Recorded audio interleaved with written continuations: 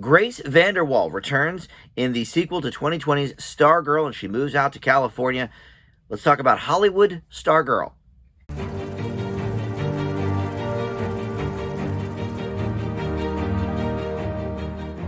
Hey guys, Dan here. This is Dan Reviews, and welcome to my spoiler-free review for the new film on Disney Plus, Hollywood Stargirl. This is a sequel to the 2020 Disney Plus film called Stargirl. That one was based on a novel, and this one is not an adaptation of the novel's sequel, which is called Love Stargirl. No, this is a fully, as far as I understand, original story, and Grace VanderWaal returns to the lead role, although almost no one from the first film comes with her. We'll talk about that in just a second. First, though, I do want to welcome you into Dan Reviews It. Thanks for finding this video. Please consider subscribing down below. We always love that. So let's get right into this.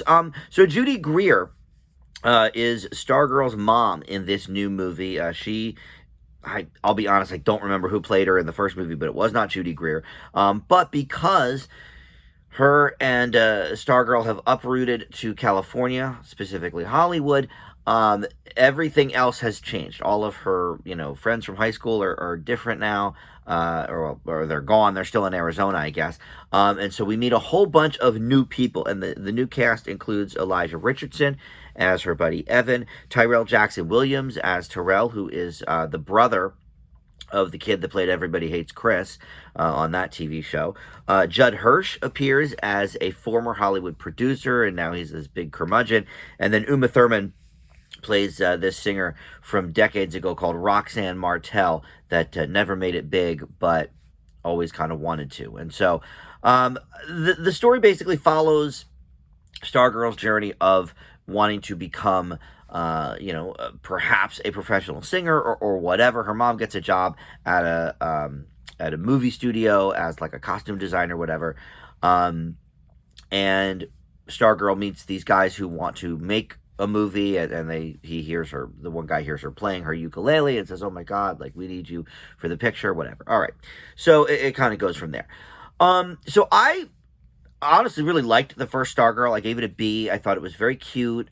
Grace VanderWaal, I knew from America's Got Talent. She won many seasons ago. She's now 18. I think she won when she was 11. So, somewhere in that range, about 6, 7, 8 years ago, she won America's Got Talent. And she is a very, very cute girl. She plays the ukulele. She sang originals on America's Got Talent. In the first movie, it was, I think, all covers that she was doing. And here it's a little bit of both. I don't think she personally wrote any of the originals in this movie. I think Michael Penn wrote a lot of them. And yes, that is one of Sean Penn's brothers or cousins, I believe. But he had a minor career, in the late 80s with some pop songs. So they got him to write some of the originals. And then everything else that she plays in this movie are covers, from The Cars and Blondie and the Beach Boys.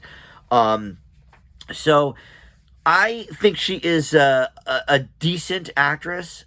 She certainly has natural charisma. But these are the only two things she's done in the acting world. Mostly she does music, and of course she did the reality show with America's Got Talent.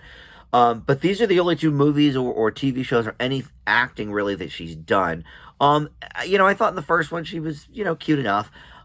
Here, I feel like she maybe stumbled a little bit. The part is a little more mature for her. I will say one thing I liked about this movie is they did, make the character more mature. They aged it up. I just watched for my Dan Does Disney series, which we'll be posting this video within the week probably, but this movie called Savage Sam, where this 13-year-old kid was like saying lines that his 9-year-old character or 10-year-old character would have said in the original movie, and it just didn't work. It was silly. So they've luckily, Grace is now 18. Stargirl, I believe, is right around that same age is what they're portraying. And so it is nice that they actually matured her, a little bit. But with that, I think comes a little bit of a more mature plot. She's got a love story. She's got to act in this other movie within the movie kind of thing. And there's a couple of emotional scenes between her and the mother.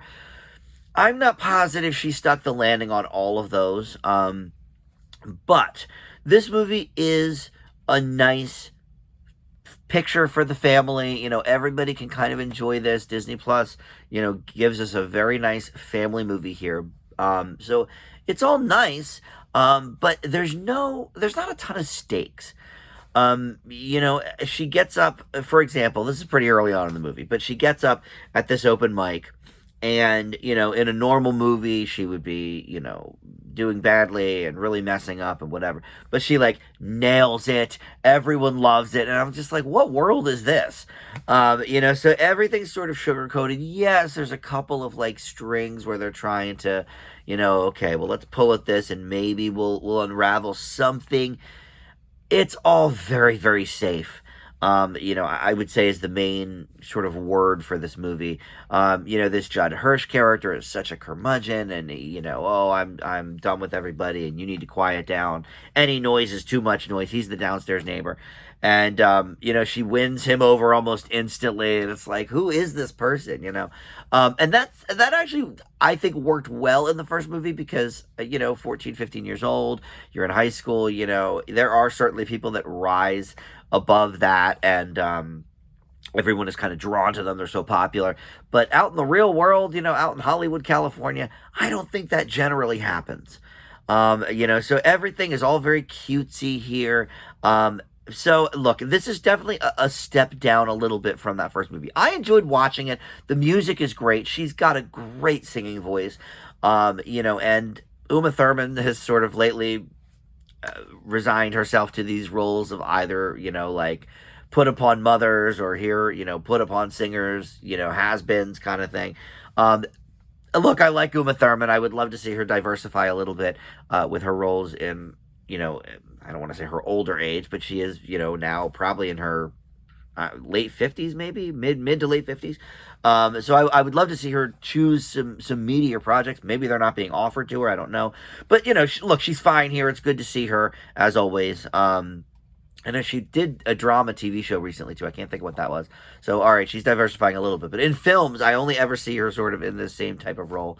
And Judy Greer, of course, always good. She kind of plays the same always, too. But so this movie is very safe, very sort of, very cautious about what it wants to do. So, look, I'm going to leave it with a C+. A little bit of a step down. Still good.